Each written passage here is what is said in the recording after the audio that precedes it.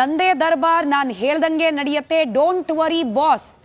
ಈ ರೀತಿ ಅಭಯ ಕೊಟ್ಟಿದ್ದ ನಾಗನಿಂದಲೇ ಇದೀಗ ದರ್ಶನ್ಗೆ ಕಂಟಕ ಶುರುವಾಗಿದೆ. ಯಾವ ವಿಲ್ಸನ್ ಗಾರ್ಡನ್ ನಾಗನನ್ನ ನೆಚ್ಚಿಕೊಂಡು ದರ್ಶನ್ ಜೈಲಿನೊಳಗೆ ಬಿಂದಾಸ್ ಜೀವನ ನಡೆಸಬಹುದು ಅಂತಿದ್ರು, ಇದೀಗ ಆತನಿಂದಲೇ ಸಂಕಷ್ಟ ಎದುರಾಗೋ ಎಲ್ಲ ಸಾಧ್ಯತೆ. ನಾಗನನ್ನ ನಂಬಿ ಟೀ ಪಾರ್ಟಿ ಮಾಡ್ದಂಗೆ ಇದೆ ದರ್ಶನ್. ಪ್ರತಿನಿತ್ಯ ಕೂಡ ವಿಶೇಷ ಭದ್ರತಾ ಕೊಠಡಿ ಎದುರು ಟೀ ಪಾರ್ಟಿ ಮಾಡ್ತಾ ಇತ್ತು ಈ ಗ್ಯಾಂಗ್ ಅನ್ನೋ ಮಾಹಿತಿ ಇದೆ. ಕೊಠಡಿ ಎದುರಿನ ಗ್ರೌಂಡ್ ಬಳಿ ಕುಳಿತು ಹರಟೆ ಹೊಡಿತಿದ್ರಂತೆ. ಇದೀಗ ಫೋಟೋ ವೈರಲ್ ಆದ ಬೆನ್ನಲ್ಲೇ ದರ್ಶನ್ಗೂ ಕೂಡ ಢವಢವ ಶುರುವಾಗಿದೆ.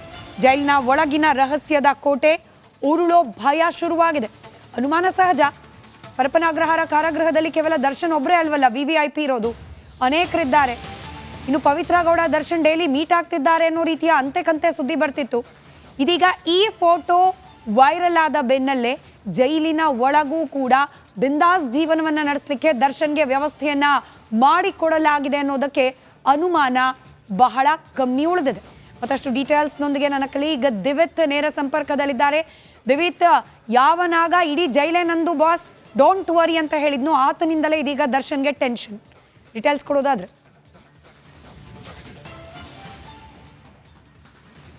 ಎಸ್ ಸ್ಮಿತಾ, ನೋಡಿ, ವಿಲ್ಸನ್ ಗಾರ್ಡನ್ ನಾಗ ನಟೋರಿಯಸ್ ರೌಡಿ ಸಾಕಷ್ಟು ಬಾರಿ ಇದೇ ಪರಪ್ಪನ ಅಗ್ರಹಾರದಲ್ಲಿ ಆತ ಇದ್ದಿದ್ದು. ಅಲ್ಲಿರುವಂಥ ಸಂದರ್ಭದಲ್ಲಿ ಬೇಜಾನ್ ಹಾವಳಿ ಇಟ್ಟಿದ್ರಂತೆ, ಸಿಕ್ಕಾಪಟ್ಟೆ ಹವಾ ಇತ್ತಂತೆ. ಈ ಜೈಲು ನಂದೇ ಒಂದು ರೀತಿಯಲ್ಲಿ ತವರು ಮನೆ ಥರ ಆಗೋಗಿದೆಯಂತೆ ಅವರಿಗೆ. ಸೊ ಹಾಗಾಗಿ ಅಲ್ಲಿ ಅಧಿಕಾರಿಗಳಿಂದಲೂ ಕೂಡ ಆತನಿಗೆ ಭಯ ಬೀಳ್ತಿದ್ರಂತೆ.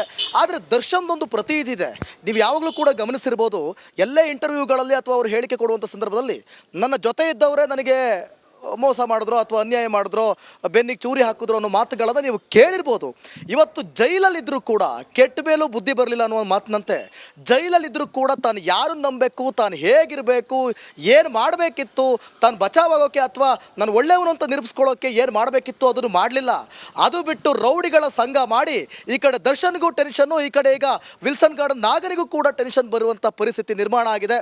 ನಾನಿದ್ದೀನಿ ಬಾಸ್, ನಾನು ಯಾರು ಕೂಡ ನೀವು ಹೆದರೋಂಥ ಅವಶ್ಯಕತೆ ಇಲ್ಲ, ನೀವು ನನ್ನ ಬಾಸು, ಈಗ ಸದ್ಯಕ್ಕೆ ಇದ್ರೊಳಗಡೆ ನಾನೇ ನಿಮಗೆ ಬಾಸು, ನೀವು ಹೆದರಬೇಡಿ ಅಂತ ಹೇಳಿಕೆ ಕೊಟ್ಟಂಥ ವಿಲ್ಸನ್ ನಾಗ ಅವ್ರನ್ನ ನಂಬಿಸಿ ದಿನಾ ಭದ್ರತಾ ಕಚೇರಿ ಮುಂದಗಡೆ ಚಾ ಪಾರ್ಟಿ, ಸಿಗರೇಟ್ ಪಾರ್ಟಿ ಮಾಡ್ತಿದ್ರು. ಆರಾಮಾಗಿ ಹಾಯಾಗಿ ತಿರುಗಾಡಿಕೊಂಡು ಮೊಬೈಲ್ ಫೋನ್ ಕಾಲು ಬಾಡೂಟ ಎಲ್ಲ ವ್ಯವಸ್ಥೆ ಮಾಡಿಕೊಂಡು ಕೊನೆಗೆ ಕುಳ್ಳಾಸಿನ ಬರ್ತಡೇ ಮಾಡಿಕೊಂಡು ಈಗ ಯಾವ ರೀತಿಯಾದಂಥ ಪರಿಸ್ಥಿತಿಯನ್ನು ದರ್ಶನ್ ತಂದುಕೊಂಡಿದ್ದಾರೆ ಅನ್ನುವಂಥ, ಅಂದರೆ ಕೆಟ್ಟ ಮೇಲೂ ಬುದ್ಧಿ ಬರಲಿಲ್ವಾ ದರ್ಶನ್ಗೆ ಅನ್ನುವಂಥ ಪರಿಸ್ಥಿತಿ ನಿರ್ಮಾಣ ಆಗಿದೆ. ಸ್ಮಿತಾ, ಈಗಲಾದರೂ ಇನ್ನು ಮುಂದೆ ಆದರೂ ಬದಲಾಗ್ತಾರಾ?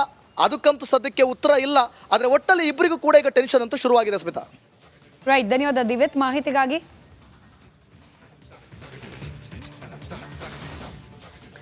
ಕೋಟೆ ಕೊಳ್ಳೆ ಹೊಡೆದ ಮೇಲೆ ದಿಡ್ಡಿ ಬಾಗ್ಲು ಹಾಕಿದ್ರು ಅನ್ನೋ ರೀತಿಯಲ್ಲಿ ಜೈಲಿನಲ್ಲಿ ಇಷ್ಟೆಲ್ಲ ಅಕ್ರಮಗಳಾಗ್ತಿದೆ ಅಂತ ಗೊತ್ತಾದ ಮೇಲೆ ಬರೋಬ್ಬರಿ ಒಂದು ದಿನದ ನಂತರ ಗೃಹ ಸಚಿವ ಡಾಕ್ಟರ್ ಜಿ ಪರಮೇಶ್ವರ್ ಅವರು ಜೈಲಿಗೆ ವಿಸಿಟ್ ಹಾಕಿದ್ದಾರೆ. ಗೃಹ ಸಚಿವರಿಗೆ DGIGP ಅಲೋಕ್ ಮೋಹನ್ ಕೂಡ ಸಾಥ್ ನೀಡಿದ್ದಾರೆ.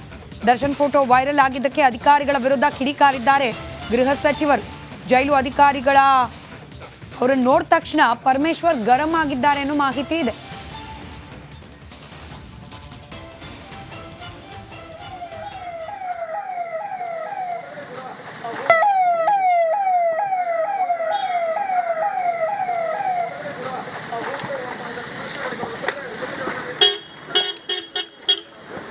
ಮತ್ತಷ್ಟು ಡೀಟೇಲ್ಸ್ ನಮ್ಮ ಪ್ರತಿನಿಧಿ ದಿವಿತ್ ನೀಡ್ತಾ ಹೋಗ್ತಾರೆ, ನೇರ ಸಂಪರ್ಕದಲ್ಲಿದ್ದಾರೆ.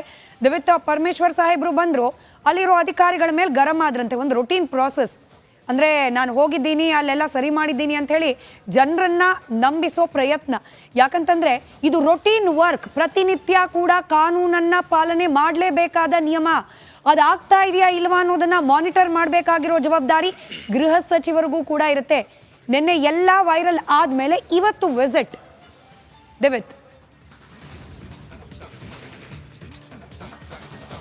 ನೋಡಿ ಸ್ಮಿತಾ, ಕ್ಯಾಮ್ರಾಗಳೆಲ್ಲವೂ ಕೂಡ ಪರಮೇಶ್ವರ್ ಅವರನ್ನ ಫೋಕಸ್ ಮಾಡ್ತಾ ಇದ್ವು.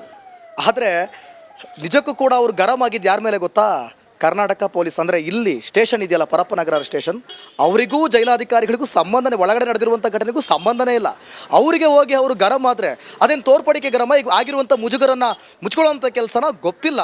ಆದರೆ ಒಂದು ನೋಡಿ, ಇದಕ್ಕಿಂತ ಹಿಂದೆ ರಿಪಬ್ಲಿಕ್ ಕನ್ನಡ ಸುದ್ದಿಯನ್ನು ಬ್ರೇಕ್ ಮಾಡಿತ್ತು ಅಂತ ಕಾಣುತ್ತೆ. ಗೃಹ ಸಚಿವರು ಬರ್ತಾ ಇದ್ದಾರೆ ಅಂದ ತಕ್ಷಣ ಅಲ್ಲಿ ಕ್ಲೀನಿಂಗ್ ಪ್ರೋಸೆಸ್ ನಡೆಯುತ್ತೆ.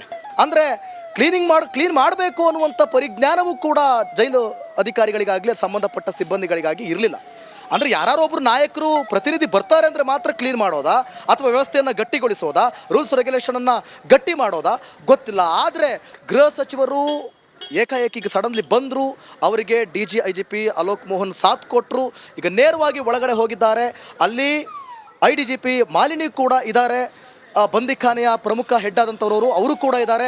ಈಗ ಅಲ್ಲಿ ಎಲ್ಲ ರೀತಿಯ ತನಿಖೆಗಳು ಅಥವಾ ವಿಚಾರಣೆ ಮಾಡುವಂಥ ಕೆಲಸ ಆಗ್ತಾ ಇದೆ. ಗೃಹ ಸಚಿವರು ಒಳಗಡೆ ಹೋಗಿ ಯಾವ ರೀತಿ ಗರಂ ಆಗ್ಬೋದು, ಏನೆಲ್ಲ ಪ್ರಶ್ನೆಗಳನ್ನು ಮಾಡ್ಬೋದು, ಇನ್ನು ತೋರ್ಪಡಿಕೆ ಅಂದರೆ ಆಗಿರುವಂಥ ಮುಜುಗರನ್ನು ಮುಚ್ಚಾಕೋಕೆ ಏನೆಲ್ಲ ಪ್ರಯತ್ನಗಳನ್ನು ಪಡ್ಬೋದು ಅನ್ನುವಂಥದ್ದು ಕೂಡ ಕುತೂಹಲ ಆಗಿ ಉಳ್ಕೊಂಡಿದೆ ಸ್ಮಿತಾ. ಈಗ ಸಸ್ಪೆಂಡ್ ಮಾಡಾಗಿದೆ, ಸ್ಟ್ರಿಕ್ಟ್ ರೂಲ್ ತನ್ನಿ ಅಂತ ಕೂಡ ಹೇಳಾಗಿದೆ. ಗೃಹ ಸಚಿವರು ಹೋಗಲಿ ಅನ್ನೋ ನಿರೀಕ್ಷೆ ಸಹಜವಾಗಿ ಜನರಿಗಿರುತ್ತೆ. ಇವಾಗ ಹೋಗಿದ್ದಾರೆ, ಹೋಗಿ ಏನು ಮಾಡಬಹುದು ದಿವಿತ್?